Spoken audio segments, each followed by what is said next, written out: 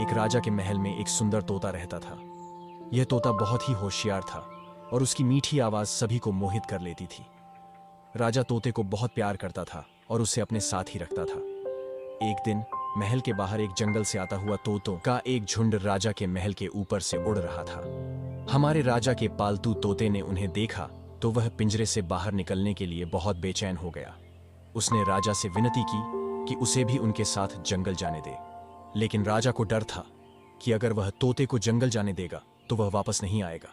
इसलिए राजा ने उसे मना कर दिया, पर तोता जंगल जाने की जिद पर अड़ा रहा। आखिरकार राजा मान गया।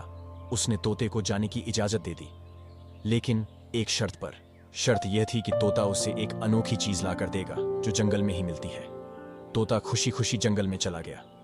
उसने जंगल की खूबसूरती को देखा, जंगली जानवरों से दोस्ती की और मीठे फलों का मजा लिया।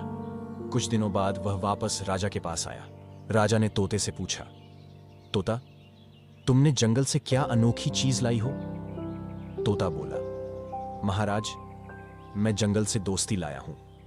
जंगल के जानवरों से मिलना और उनके साथ रहना मेरे लिए किसी अनोखी चीज से कम नहीं है। राजा तोते की बात सुनकर बहुत खुश हुआ।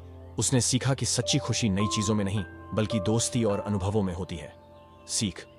यह कहानी हमें सिखाती है कि दोस्ती और अनुभव बहुत महत्वपूर्ण होती हैं। हमें कभी कभी अपनी सुख सुविधाओं से बाहर निकलकर नए अनुभव लेने चाहिए और दोस्त बनाने चाहिए।